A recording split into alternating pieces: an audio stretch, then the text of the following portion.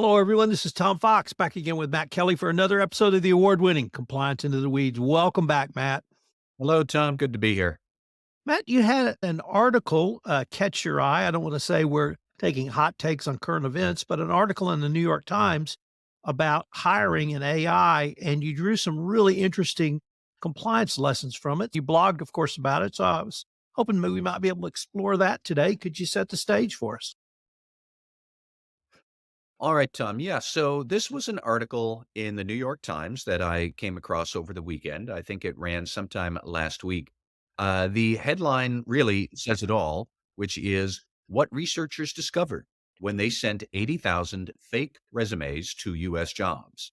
And so this is a paper that is being published sometime soon or has already been published, I think, by three business professors who, as the headline suggests, they conjured up 80,000 fake resumes to do a test of hiring discrimination at large US companies. So 80,000 resumes. Um, all of the experience is essentially identical. What they had changed was the identity of the fake resume applicant.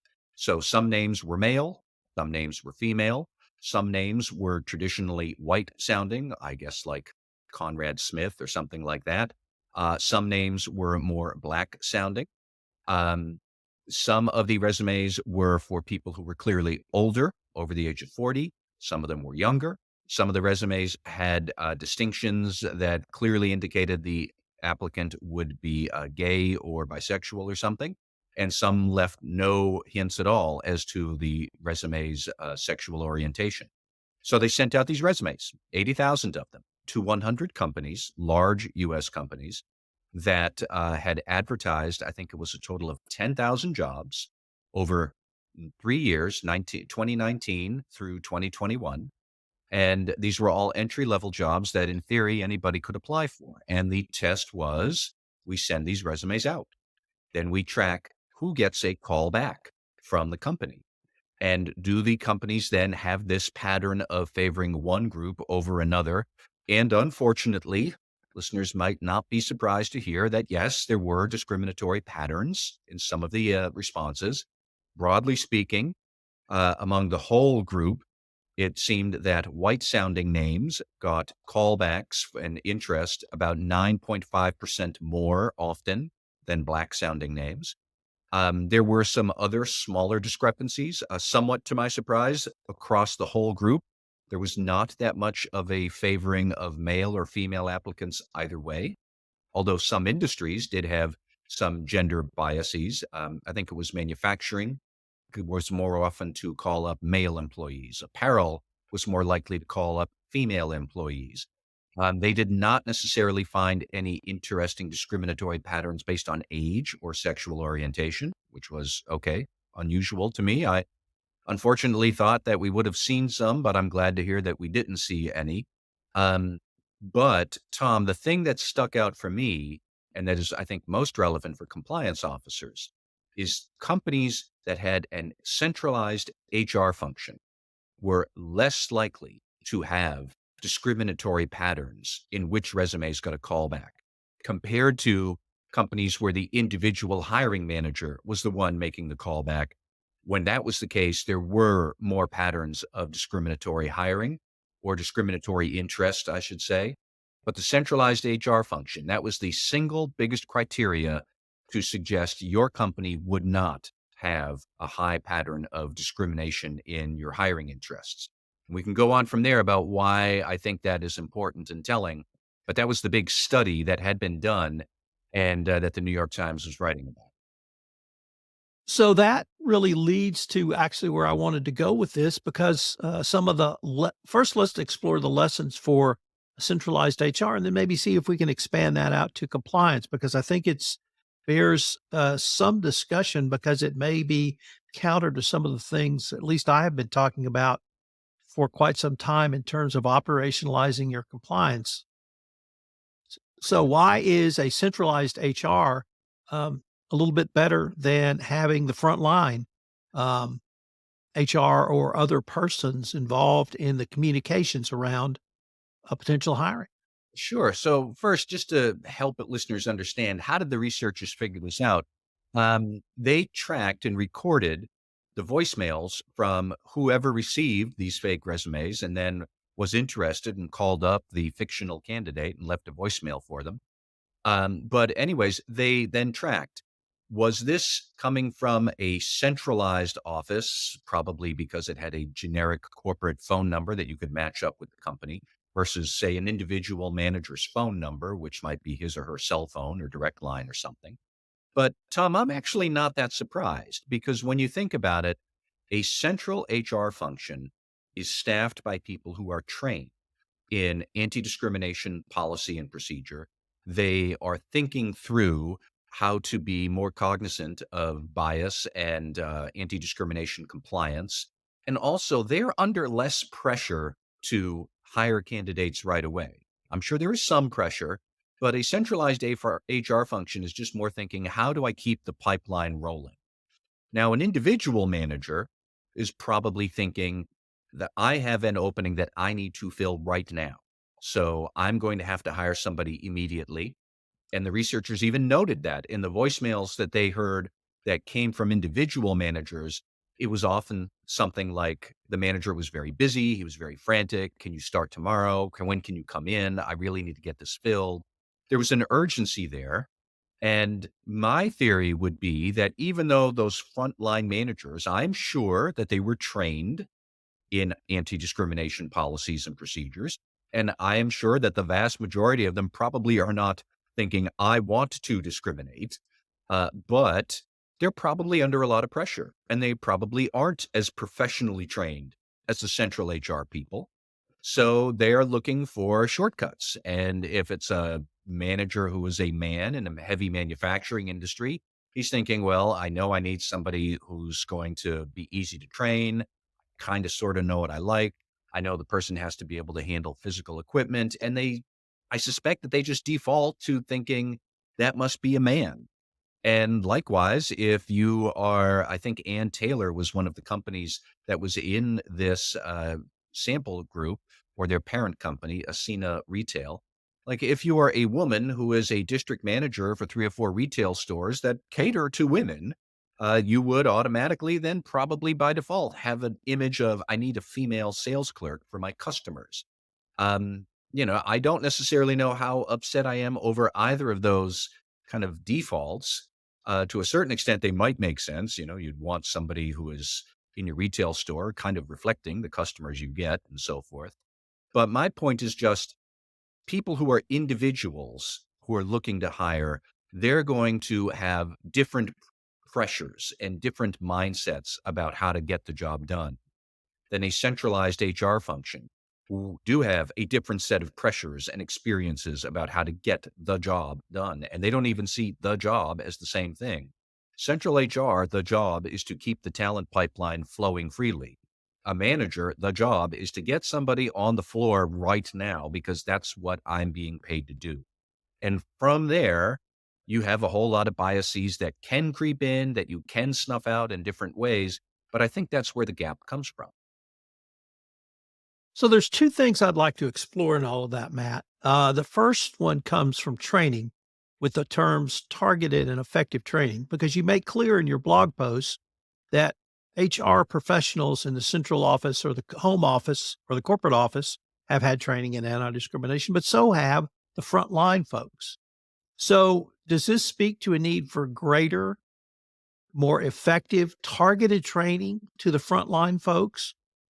The second point is you made in your blog post was segregation of duties. Do we need to segregate these duties because of some inherent bias that we cannot overcome with robust policies and procedures and targeted and effective training on it?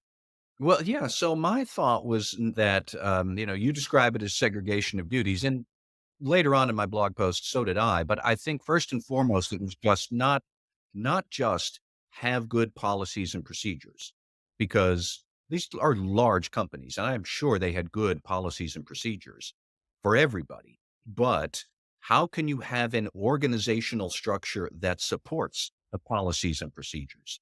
And one way to do that would be to have a centralized function executing those policies and procedures. So if you have a centralized HR function that is far removed from the daily pressures of filling the floor, with the requisite number of employees, they will have more time and more ability and more freedom to focus on, let's not engage in discriminatory hiring, even if we're doing that by accident, even if we're only doing it subconsciously.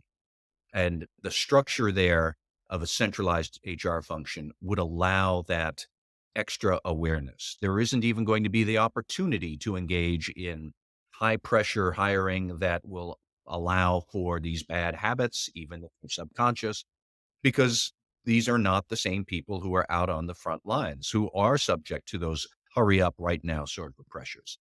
And that was my point, is that whenever possible, could you also have a strong structure in your organization to be able to support the policies and procedures and the compliance management goals that you have? That's a more pedestrian way of saying segregation of duties, which, the financial compliance people worried about Sarbanes-Oxley compliance, they've thought segregation of duties for 20 years. And they're thinking more about how can we avoid ways to short circuit good financial reporting. I mean it more in ways to avoid bad habits in compliance practices, whether that is hiring or others, and we can talk about the others shortly. And like I said, I don't think there are very many frontline managers at large companies that are looking and eager to discriminate. I don't think that's true. But I do think that they are under certain pressures that would let them default to certain views or bad habits that would then manifest as discriminatory hiring practices. And that's not good. But training and policy will only take you so far. You need to think about, are there other structural ways we could build our organization to make sure that really doesn't happen at all? And a centralized HR function is one way to get at it when we're talking about hiring. Well, let's just move to some of the lessons that you drew for a wider corporate remit than simply HR. And you talked about compliance, you talked about procurement, you talked about internal audit, uh, and some others. And I guess there, I certainly see the advantage of a centralized function, but I and others have talked about you need to push this down to a front line in a three lines of defense operationalization. And does this run contra to that, or is there some middle ground I'm missing?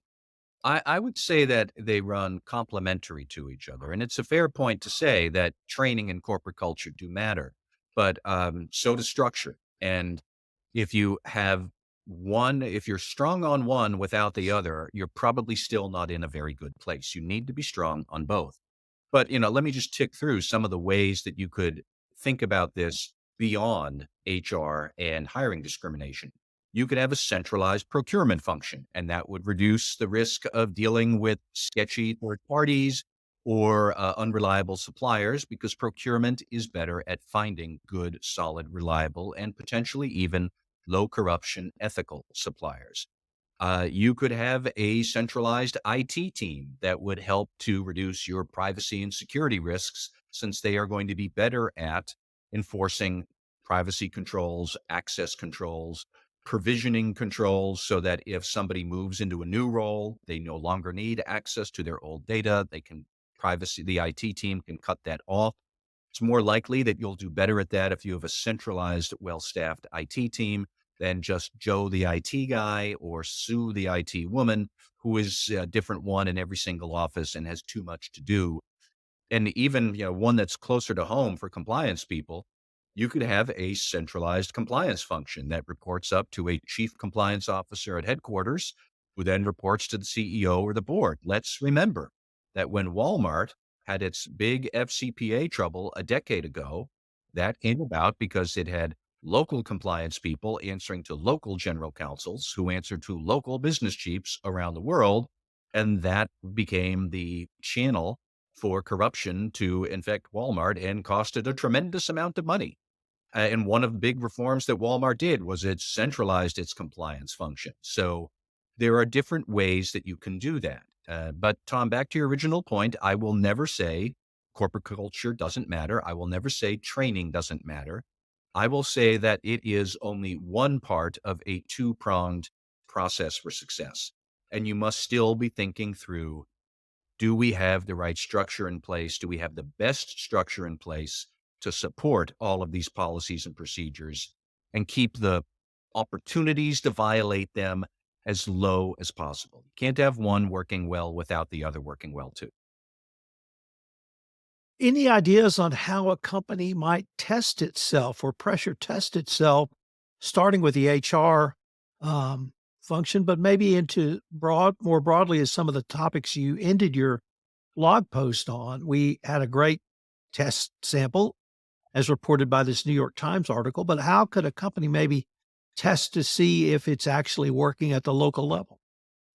Well, that would depend on exactly what you want to test here. And, I don't recommend that everybody go and conjure up 80,000 fake resumes or fake third parties and see what happens. Probably a bit overwhelming. I won't get into specific tests here. I would say that if a compliance team wants to try this, go find your internal auditor or some sort of audit advisory firm and tell them this is what you want to do and then see what they could come up with. I think this is the sort of challenge that a good internal audit function would relish because it's quite an interesting exercise to figure it out. But that is what they do. They look at controls, they figure out ways to test them to see if they work well. And if the controls don't, they come up with recommendations on how to make the controls work better. So I would say your first stop would be to call the internal audit team and say, this is what I want to try to test. How would I do it? But there are any number of ways you could try to test it. Maybe there are some pockets of your enterprise, if you're very large, that do work on a more centralized platform, and there are other parts that work on a more localized platform. Compare the two, see what happens. But there are various ways to test it, and I think as this experiment here shows, the results can be eye-opening. But it was a fascinating exploration of not simply a New York Times reported article, how you can extrapolate that into compliance. And perhaps we can continue to explore this issue further down the road. Thank you, Tom.